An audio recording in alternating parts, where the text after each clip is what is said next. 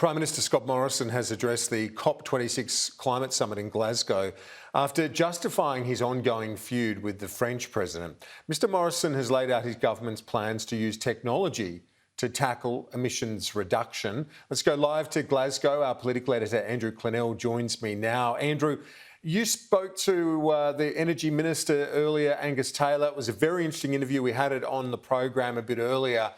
And you put to him some of the dire forecasts and warnings, not from the scientists, but from other world leaders at the summit, including the host, Boris Johnson, Andrew.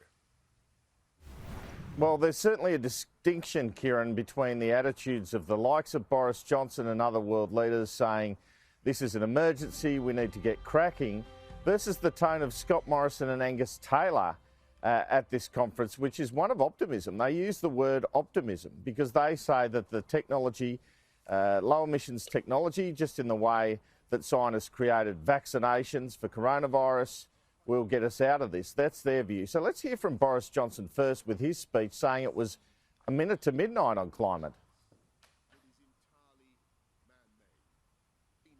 Humanity has long since run down the clock on climate change. It's 1 minute to midnight on that doomsday clock, and we need to act now.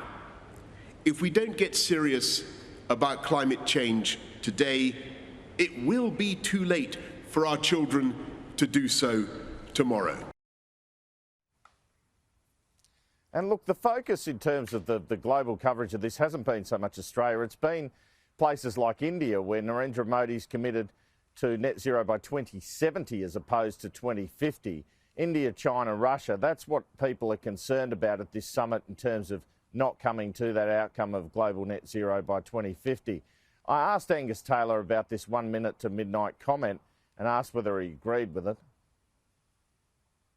Well, Boris Johnson says it's a minute to midnight in terms of the need for climate action. Do you agree with him? Well, it is important to act, there's no doubt about it. But let me tell you, Andrew, that the real issue is how. And that's always been the great challenge of bringing down emissions, and our answer is technology, not taxes. We are seeing enormous interest now in the approach Australia is taking, which is targeting getting key technologies down to competitiveness with the higher emitting alternatives. That means bringing down the costs, and it means that you can actually reduce emissions without imposing on people's cost of living, without destroying jobs, and without hurting our traditional industries. And that's the approach we're taking. I'm talking about it with my colleagues from around the world today and seeing enormous interest in it, as we always have, whether that's hydrogen, low emission steel and aluminium, whether it's storing more carbon in our soils, whether it's carbon capture and storage. And of course we've seen Santos announce a major carbon capture and storage project in Australia. They've got to financial close on the back of including that in the Emissions Reduction Fund. All of these are technologies that can make the difference, that can drive down emissions not just in Australia but all around the world. You seem to talk a lot about the economic plan and how net zero will affect markets, but will it ultimately mean less bushfires, less floods, or not as many if the world can commit to that sort of target? Yeah, I mean, look, ultimately this is about reducing risks for the world. That's what it's about, and we know those risks go up as your emissions go up. The science on that is pretty clear, and we've got to do our bit. But at the end of the day, there is no solution without a global solution, which is why the focus on technology is so important. Yeah, if I had $1 for every time that Scott Morrison and Angus Taylor during this summit have mentioned technology, not taxes, it'd be like I backed Very Elegant this afternoon. Here's Angus Taylor doing it again. He is saying that, I mean, their argument is China and India just won't do it of their own volition in the sake of altruism. You need to give them, you need to encourage low emissions technology. They're financing certain countries to do that, developing countries, in order for it to be taken up, in order for it to be developed. Will this mean more of us end up driving electric cars as they become cheaper? Well, that's a choice. I mean, if people want to drive an electric car... Will they become so cheap, that's how it'll happen? Andrew, if you want to drive an electric car, knock yourself out, go for it. And there will be increasing usage of electric cars, just as there is with hybrids. We're seeing hybrids around, particularly our cities now, I mean, dramatic increase in usage, doubling in the last year. Why? Because the economics work for people. And that's what happens with emerging technologies. They come into line, they become cost competitiveness, people start using them. And so when people want to buy an electric vehicle because it's good for them, that's fantastic. We'll make sure the infrastructure is there to support that, but it's their choice. And this is the crucial piece of our plan. Technology, not taxes, choices, not mandates. We're not going to tell people what to do. That's not our instinct. We believe and trust the Australian people, and that they are the centrepiece of our plan, the Australian people and their choices, with technologies that will allow them to reduce emissions without having them, with these technologies imposed on them when they're high cost. Now, Kieran, overnight someone's kindly sent me the message from Barnaby Joyce to his Nationals members. I know you've reported some of this during the week, including on Sunday Agenda, but this is what he says they got, the Nationals, for net zero targets. No legislation to mandate emissions, explicitly including methane and Scope 3 emissions in any goal. Protections for agriculture and resources sectors and the jobs these sectors create. A regional growth fund. Hello pork meat barrel. Ensuring carbon credits empower local farmers and benefit regional economies. Regular independent reviews on the progress of regional economies and reforms to allow financing of carbon capture and storage technology. So quite a bit extracted there. One wonders what sort of campaign commitments we'll get out of the Regional Growth Fund. Some optimism then for the Nationals, not for the world leaders at this summit. Let's have a look at a compile now of their dire warnings if the world doesn't come together and get a bit more ambitious at this summit. Is this how our story is due to end? A tale of the smartest species doomed by that all too human characteristic of failing to see the bigger picture in pursuit of short-term goals.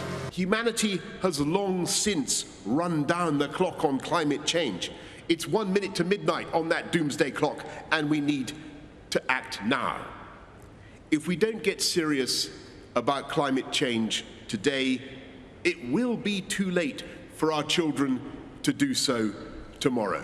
We meet with the eyes of history upon us, and the profound question is before us. It's simple. Will we act?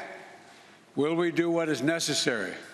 Will we seize the enormous opportunity before us?